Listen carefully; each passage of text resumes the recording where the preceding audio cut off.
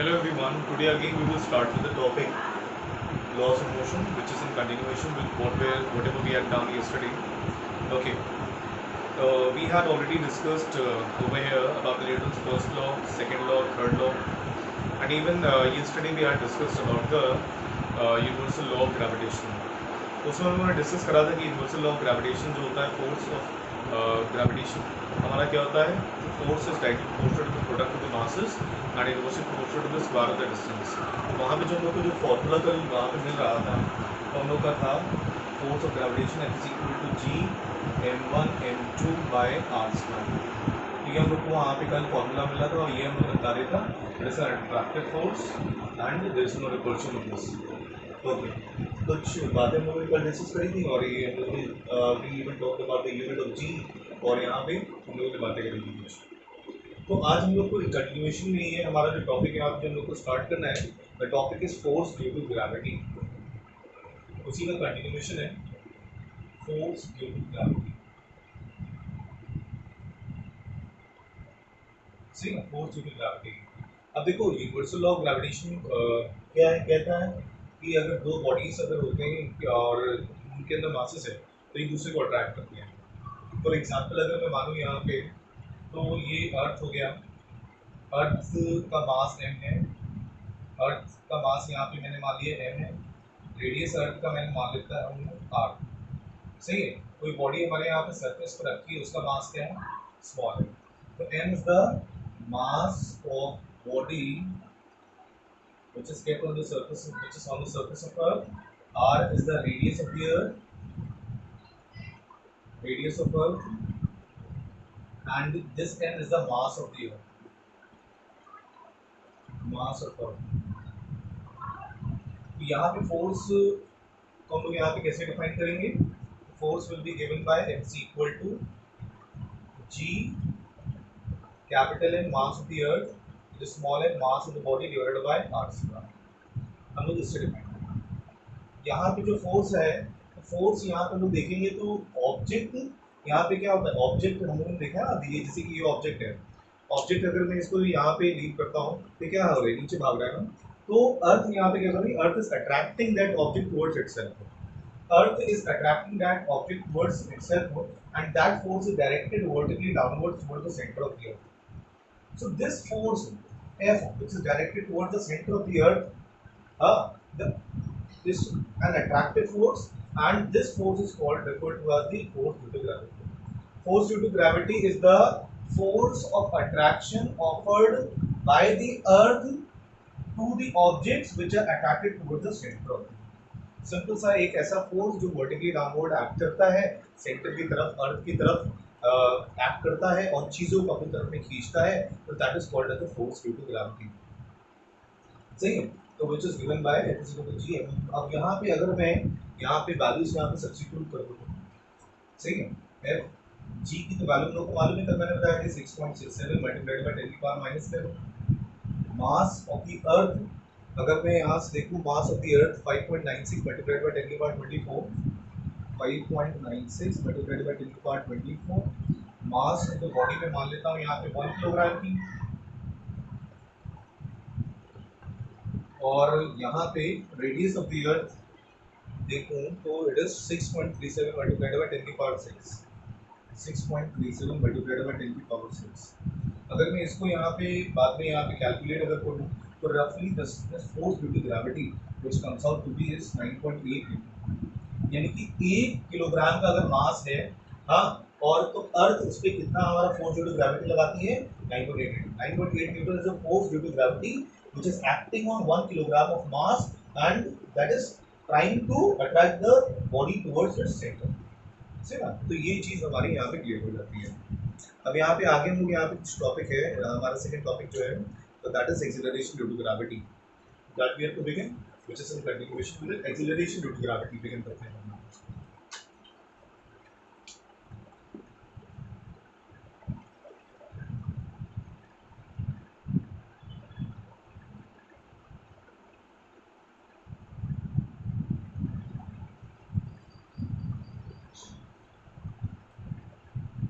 Acceleration due to gravity।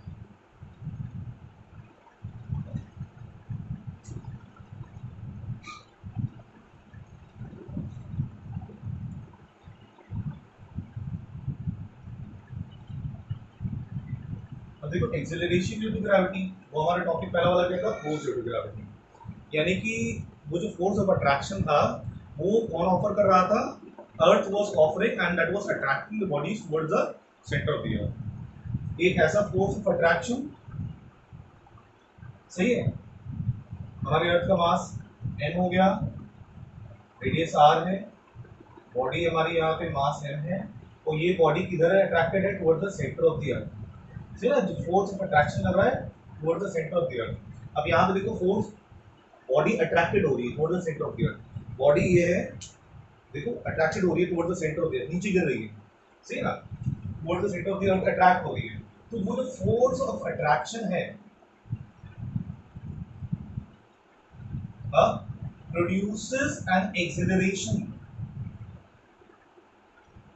produces an acceleration in the body when the body is attracted toward the center of the earth, and that acceleration is referred to as acceleration due to gravity।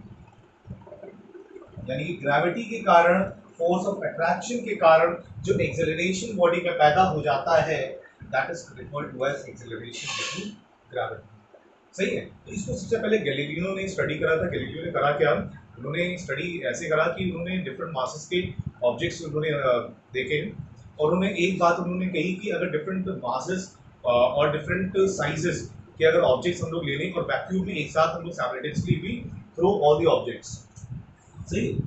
For example एक height है h का tower है, और यहाँ से different masses के objects यहाँ से फेंकेगा। उन्होंने कहा कि वैक्यूम में अगर if you are throwing different masses of objects and of different sizes, if you are throwing, वो सेम टाइम लेंगे, वो टाइम कितना लेंगे, सेम टाइम लेंगे to reach the ground. So in vacuum if you are throwing different masses of objects and of different sizes, they are going to take same time in vacuum to reach the ground. तो इसी से उन्होंने आगे बढ़े और उन्होंने यहाँ पे एक्सेलरेशन ड्यू टू ग्रेविटी के बारे में बताया। उन्होंने बताया कि जब भी फ्री फॉल होता है बॉडी का फ्री फॉल, यानी कि बॉडी गिर रही है, body is drop, free fall हो रहा है, तो उसमें वेलोसिटी बॉडी की वहाँ पे बढ़ती चली जाती है। Velocity is not constant but it increases at a uniform rate. Velocity वहाँ पे इंक्रीज कर रही है, और वहाँ पे एक्सेलरेशन हम लोग कह देते हैं, वेलोसिटी यहाँ इंक्रीज करेगी तो वहाँ पे एक्सेलरेशन ड्यू टू ग्रेविटी तभी वहाँ पे यूनिफॉर्म होता है। एक्सेलरेशन ड्यू टू ग्रेविटी जो है, मैंने बताया ना तुम लोग, एक्सेलरेशन ड्यू टू ग्रेविटी है, वहाँ पे कैसा होगा, यूनिफॉर्म होता है, एंड उसकी वैल्यू नियर अबाउट जो आती है is 9.8 metre per second square, सही है। एक्सेलरेशन ड्यू टू ग्रेविटी की जो वैल्यू आती है near about is 9.8 metre per second square, sometimes it is also taken as 10। तो आगे बढ़ते हैं हम लोग यहाँ पे। तो इन्होंने भी अपनी लैंग्वेज में डिफाइन करा है उसको। Acceleration due to gravity is the acceleration that is produced in the body when a force of attraction is offered by the earth। यानी कि force of attraction कौन सा है ये, force due to gravity, यानी कि force due to gravity यानी कि जिस force के कारण एक body is attracted towards the center of the earth, तो उस body में attraction से acceleration पैदा हो रहा है, तो that is the acceleration due to gravity। Okay, moving further over here about the unit and about the symbol, तो इसके बारे में हम लोग यहाँ पे बात कर लेते हैं। अगर हम लोग यूनिट के बारे में बात करें, एक्सेलरेशन ड्यू टू ग्रेविटी की यूनिट के बारे में बात करें, पहली बात सिंबल इसका जी हो गया, और इसका यूनिट जो होता है वो हमारा एक्सेलरेशन का ही यूनिट होता है, मीटर पर सेकंड स्क्वायर। तो वैल्यू बता ही चुका हूँ, it is nearly taken as 9.8 metre per second square, और sometimes it is also taken as रफली एज 10। और साथ ही साथ भी अगर मैं बात करूँ इसकी और, तो मैं बता दूंगा इसके बारे में, अगर मैं बताऊँ तो इक्वेटर ऑफ पोल्स के बारे में अगर मैं डिस्कस करूँ, इसकी वैल्यू थोड़ी बहुत चेंज होती जाती है from place to place, it varies, it is not exactly 9.8 metre per second square everywhere, the value changes from place to place. At the equator it is less as compare to the poles की थोड़ी value ज़्यादा होगी, acceleration due to gravity की value थोड़ी ज़्यादा होगी, 9.8 नहीं होगी, थोड़ी उससे ज़्यादा ही होगी। और यहाँ पे अगर हम लोग अपने अर्थ के सरफेस से थोड़ा और ऊपर उठेंगे तो वहाँ पे वैल्यू वहाँ पे क्या हो जाएगी, एक्सेलरेशन की ग्रेविटी की डिक्रीज करती है, और हम लोग डेप्थ में जाएंगे, हम अपने अर्थ के अंदर थोड़ा डेप्थ में अगर जाते हैं, से ना बिलो द सरफेस जा रहे हैं, तो उसमें भी एक्सेलरेशन की ग्रेविटी की वैल्यू उसमें डिक्रीज करेगी। सही है, दो चीजें पहले मैं यहाँ पे बताई। एक्सेलरेशन ड्यू टू ग्रेविटी की वैल्यू यहाँ पे कांस्टेंट नहीं होती है, it change varies from place to place. साथ ही साथ में इक्वेटर पे इट इज लेस, पोल्स पे ज्यादा है। साथ ही साथ में as we move up high, यानी कि अपनी सरफेस से ऊपर बढ़ेंगे, तो वहाँ पे एक्सेलरेशन ड्यू टू ग्रेविटी की वैल्यू वहाँ पे क्या हो जाएगी, डिक्रीज करेगी। और जैसे जैसे हम लोग डेप्थ में जाएंगे, हम अपने अर्थ के डेप्थ में थोड़ा अंदर चले जाएंगे, बिलो हो जाएंगे, तो उसमें भी एक्सेलरेशन ड्यू टू ग्रेविटी की वैल्यू वहाँ पे डिक्रीज करेगी। अब यहाँ पे है relationship between small g and capital G.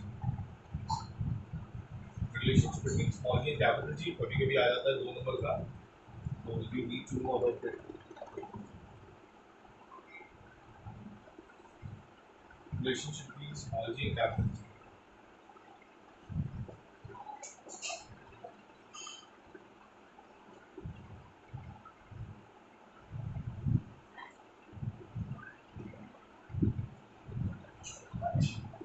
अब देखो स्मॉल जी हम लोग का क्या है यहाँ पे, acceleration due to gravity.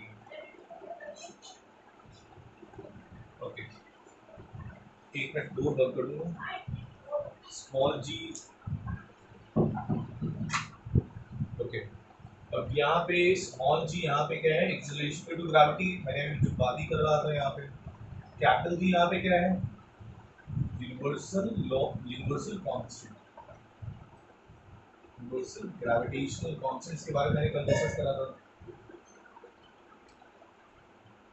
Previous session में। तो अब देखो यहाँ पे, अगर मैं मानूं यहाँ पे कोई प्लैनेट है, ध्यान से समझना, कोई प्लैनेट है और प्लैनेट का मास यहाँ पे m है, उस प्लैनेट की acceleration due to gravity, acceleration due to gravity यानी कि उस वो प्लैनेट अगर फोर्स F अप्लाई कर रहा है कोई बॉडी पे, तो बॉडी अर्थ, अगर कोई, मैं समझ लेता हूँ ये प्लैनेट है और वो प्लैनेट हमारा फोर्स F अप्लाई कर रहा है कोई भी बॉडी पे जिसका मास है, तो उस पर एक्सेलरेशन कितना लग रहा है, acceleration due to gravity G लग रही है। तो वो मैं अज्यूम कर रहा हूँ acceleration due to gravity body की है, यहाँ पे अर्थ, अर्थ मान लें या फिर हम लोग कोई भी प्लैनेट मान लें, उससे एक्सेलरेशन ड्यू टू ग्रेविटी यहाँ पे जी मान लें। बॉडी यहाँ पे है जिसका मास हमारा है m है, वो डायरेक्टेड है toward the centre of the planet. हाँ, और साथ ही साथ में रेडियस हम लोग यहाँ पे इसका मान लेते हैं, रेडियस मान लेते हैं इस प्लैनेट का r। अगर मैं बात करूँ यहाँ पे about the force due to gravity, force due to gravity की अगर मैं बात करूँ, तो फोर्स ड्यू टू ग्रेविटी किसके बराबर होती है, वेट ऑफ द बॉडी के बराबर होती है, is equal to the weight of the body, weight of the body के बराबर होती है। अब वेट ऑफ द बॉडी हमारा यहाँ पे क्या है, वेट ऑफ द बॉडी क्या होती है, मैंने बताया तुम लोग को क्या होता है, एम जी, सही ना, वेट ऑफ द बॉडी हमारी होती है एम जी है। अब हम लोग यहाँ पे बात करें, अगर बात करें कि दो बॉडीज हैं यहाँ पे, एक बॉडी स्मॉल मास है और एक दूसरी बॉडी है कैपिटल मास है, तो वहाँ पे फोर्स ऑफ अट्रैक्शन भी लग रहा है, और फोर्स ऑफ अट्रैक्शन लग रहा है तो उसको हम लोग क्या कहते हैं, ग्रेविटेशनल फोर्स कहते हैं। तो ग्रेविटेशनल फोर्स की अगर मैं बात करूँ, यहाँ पे दोनों बॉडीज हैं, उनमें ग्रेविटेशनल फोर्स भी लग रहा है। तो अगर मैं ग्रेविटेशनल फोर्स की अगर मैं बात करूँ, तो ग्रेविटेशनल फोर्स यहाँ पे क्या हो जाएगा, it will be given by F is equal to G, capital है हमारे प्लैनेट का मास, स्मॉल m यहाँ पे लिख देता हूँ, m is the mass of planet, capital M, small m is the mass of body, या फिर मैं सैटेलाइट कोई भी जो मूव कर रही है उसके अराउंड, और g यहाँ पे क्या है, एक्सेलरेशन ड्यू टू ग्रेविटी,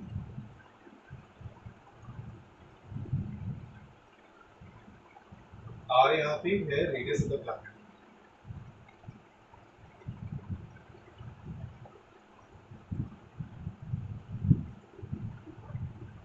तो ठीक है, r हमारा क्या हो गया यहाँ पे, रेडियस ऑफ द प्लैनेट हो गया। तो यहाँ पे अगर मैं देखूँ तो ये क्या है, g capital small m upon r square, equation number 2।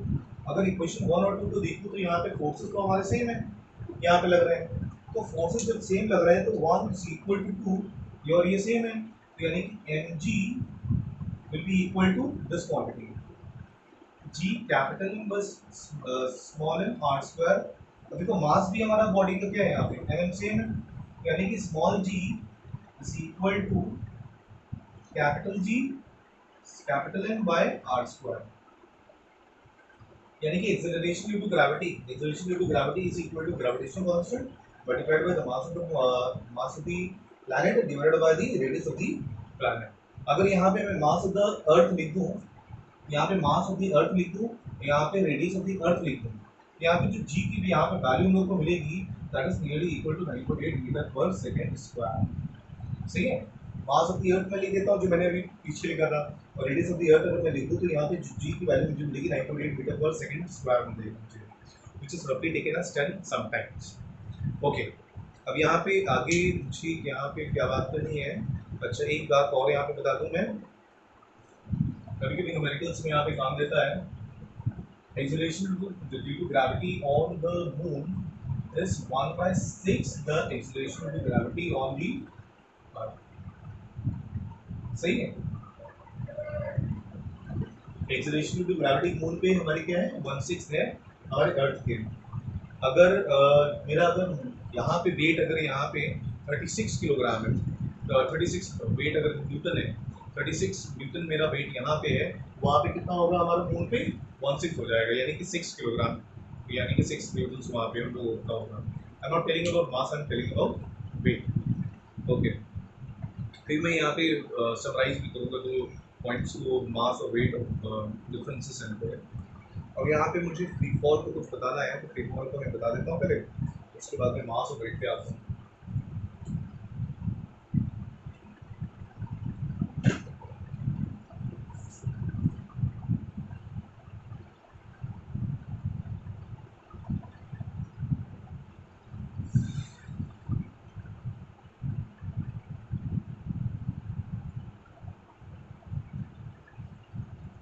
अब देखो यहाँ पे जो हमारी इक्वेशंस ऑफ मोशन थी, इक्वेशंस ऑफ मोशन कैसे थी,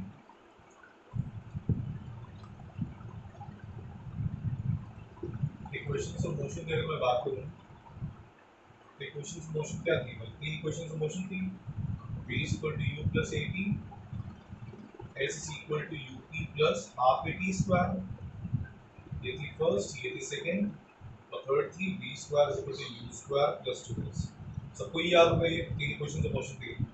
अब अगर मैं बात करूँ फ्री फॉल की बात करता हूँ, फ्री फॉल का मतलब है बॉडी नीचे आ रही है। सही है, जब बॉडी यहाँ पे नीचे आ रही है तो उसकी बात करेंगे, तो जब बॉडी यहाँ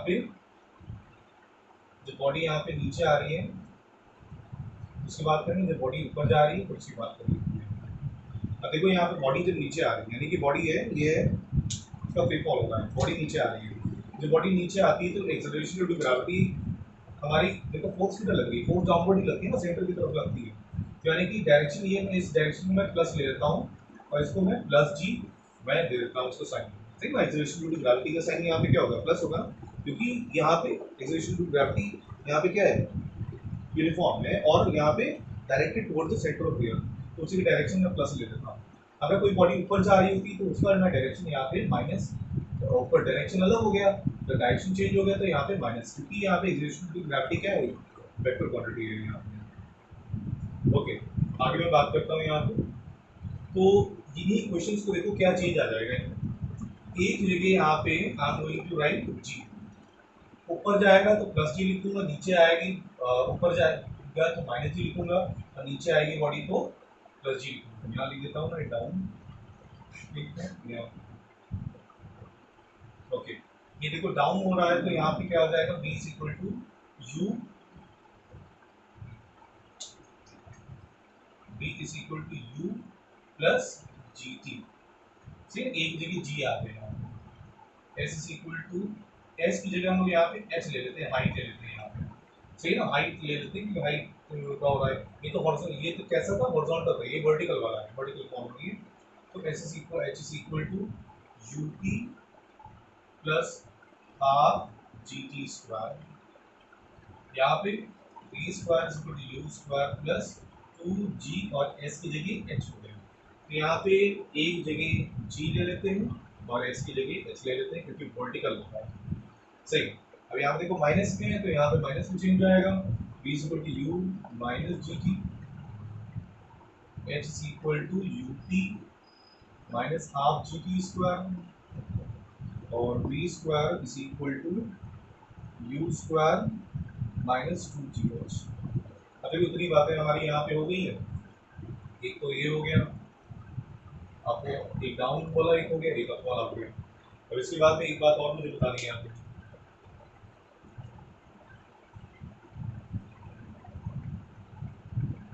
ओके, अगर कोई बॉडी को हम फ्री फॉल करा रहे हैं और रेस्ट से करा रहे हैं, रेस्ट से यानी कि बॉडी को हम लोग क्या कर रहे हैं, ड्रॉप कर रहे हैं। बॉडी को जब ड्रॉप करते हैं तो इनिशियल वेलोसिटी उसकी हम लोग क्या यहाँ पे मानेंगे, इनिशियल वेलोसिटी बॉडी को क्या मान लेंगे, यहाँ पे जीरो मान लेंगे। इनिशियल वेलोसिटी हम लोग यहाँ पे क्या मानेंगे, जीरो मान लेंगे जब हम लोग बॉडी को रेस्ट से स्टार्टिंग करा रहे हैं या फिर ड्रॉप करा रहे हैं। दूसरी बात और, at maximum height, at maximum height, maximum height यानी कि तुम लोग देखा होगा एक बॉल जाती है, बॉल को अगर ऊपर फेंकते हो तो बॉल एक मैक्सिमम हाइट गेन करती है, उसके बाद में नीचे आती है।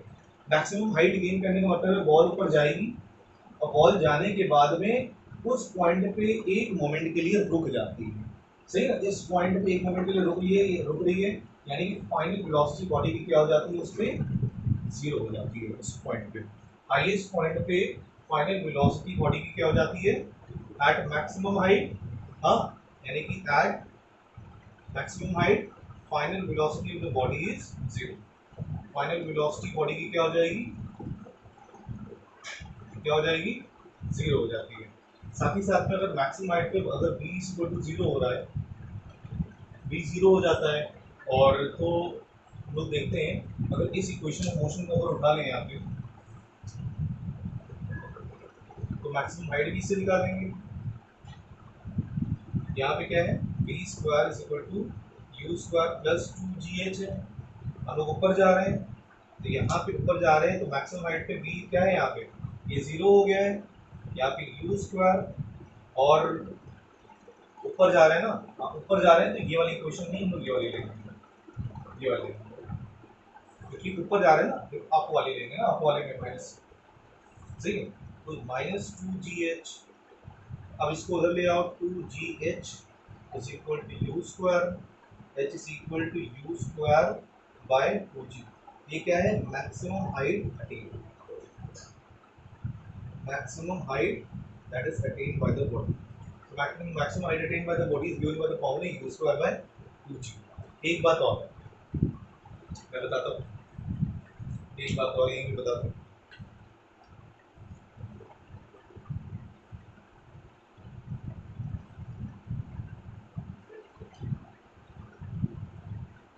अगर बॉडी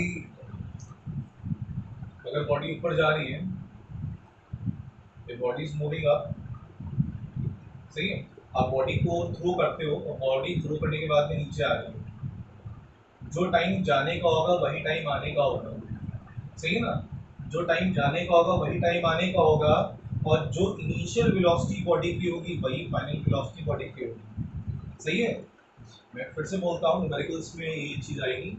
अगर कोई बॉडी को तुम थ्रो कर रहे हो, थ्रो करने के बाद में नीचे आ रही है, जो इनिशियल वेलोसिटी बॉडी की होगी वही मेरी फाइनल वेलोसिटी बॉडी की होगी, और जो टाइम जाने का होगा वही टाइम आने का होगा। अगर था तो वहाँ पे यहाँ पे प्लीज सेव, ठीक है। अब हम लोग यहाँ पे आते हैं, डिफरेंसेस पे आते हैं, मास और वेट के डिफरेंसेस पे आते हैं। ओके, मास और वेट में क्या डिफरेंस है, let us talk about this.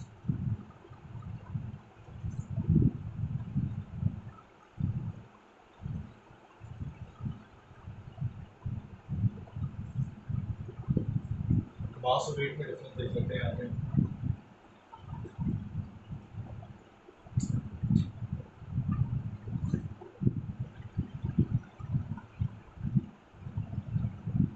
देखो मास की अगर मैं बात करता हूँ, मास मैंने हम लोग विषय इस टॉपिक को आराम से बताया क्लास जब भी मैं पढ़ाता था CMS में, मास और वेट के बारे में तो बहुत अच्छे से बताया मैंने। वैसे ही बता दूँ सिंपल सा, मास क्या होता है यहाँ पे, quantity of matter contain in a body, यानी कि total number, it comprises of the total number of atoms. Mass comprises of the total number of atoms, यानी कि क्या है, मास क्या है, आपके अंदर जितना भी, कोई भी बॉडी के अंदर जितना भी टोटल नंबर ऑफ एटम्स है, यानी कि total quantity of matter body के अंदर है, तो ये क्या होगा, हमारा फिक्स होता है। It does not change from place to place. आप एक प्लेस से दूसरे प्लेस पे जा रहे हो, इट डज नॉट चेंज। अगर मैं मार्स से जा रहा हूँ जुपिटर पे, जुपिटर से जा रहा हूँ सैटर्न पे, तो मैं एक गैलेक्सी से दूसरी गैलेक्सी घूम रहा हूँ, सही है, तो मेरा मास नहीं चेंज होगा, टोटल क्वांटिटी ऑफ मैटर, जितना मैटर मेरे बॉडी के अंदर है, वो बॉडी के अंदर मैटर उतना ही रहेगा, इट विल नॉट चेंज। लेकिन यहाँ पे अगर मैं वेट की बात करूँ, तो weight is actually a force of attraction offered by the planet on the body, यानी कि force of attraction which is offered by the planet on the body. अगर मैं बात करूं अर्थ की, it is the force of attraction या force due to gravity which is acting on the body toward and which is acting on the body towards the centre of the earth, यानी कि vertically act करता है ये wait हमारा, और साथ साथ में ये फोर्स ऑफ अट्रैक्शन है एक तरीके का। और फोर्स ऑफ अट्रैक्शन है, मैंने बताया था फोर्स ड्यू टू ग्रेविटी क्या होता है, वेट होती है, that is equal to mg। अगर मैं वेट के बारे में बात करूं, so weight is also given by the formula mg. So it is depending on acceleration due to gravity. It is depending on acceleration due to gravity. अब मैंने बताया था acceleration due to gravity क्या होता है, चेंज होता है, तो ये वेट भी क्या होगा, चेंज होगा। acceleration due to gravity अलग अलग प्लैनेट्स का अलग अलग है, तो वेट भी यहाँ पे अलग अलग बॉडी का क्या होगा, सेम बॉडी का अलग अलग प्लैनेट्स पे अलग अलग होगा। वेट यहाँ पे अलग होगा, दूसरी प्लेस पे थोड़ा हल्का चेंज करेगा, क्योंकि as the value of g changes, the weight of the body will also change. It is not constant. Okay. अगर मैं इसकी बात करूँ, SI यूनिट की बात करूँ, इसकी SI यूनिट क्या होती है, किलोग्राम होती है। अगर मैं इसी SI यूनिट की बात करूँगा, इट इज, ये क्या है, फोर्स है, जिसकी SI यूनिट यहाँ पे न्यूटन हो गई। सही। एक बात और यहाँ पे करता हूँ वेट के बारे में, यहीं पे बता देता हूँ, MKS यूनिट से ना, MKS यूनिट अगर मैं बात करूं वेट की, तो क्या होती है, kgf होती है, kgf होती है, और CGS यूनिट इसकी क्या होती है, gf होती है। हमारी MKS यूनिट इसकी क्या होती है, kgf होती है, और CGS यूनिट क्या होती है, gf होती है। 1 kgf is equal to 9.8 Newton's, सही है, 1 kgf is equal to 9.8 Newton, and 1 gf is equal to 980 diamonds. तो ये हमारा यहाँ पे हो गया इस कैलकुलेशन भी, फिर तो ब्लैंक्स में कभी-कभी एक दो नंबर का आ जाता है। ओके, हम लोग का अच्छा ये दो चीजें मैं बताई चुका, थर्ड चीज यहाँ बतानी है। Now you can measure mass by using beam balance, physical balance जो होता है, तो you can measure weight mass by physical balance और बीम बैलेंस। अगर मुझे वेट मेजर करना है, ये डाउनवर्ड एक्ट करता है, तो मैं इसको किससे मेजर करूँगा, बाय स्प्रिंग बैलेंस मेजर करता हूँ, जिसमें वहाँ पे यूनिट्स हम लोग देखोगे, वहाँ पे kgf में यूनिट्स होती हैं। आगे मैं बात करता हूँ, I have already talk about it, कि mass is a constant quantity. Constant क्यों है, क्योंकि depending on the mass, is depending on the quantity of matter in a body. Weight is depending on g, that is acceleration due to gravity.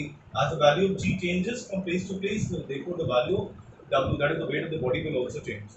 Okay, mass of my, अगर कोई for example मैंने मास मान लिया मेरा कुछ है, और for 96 kilogram, तो मास मेरा 96 किलोग्राम, ये मून पे भी 96 किलोग्राम ही रहेगा।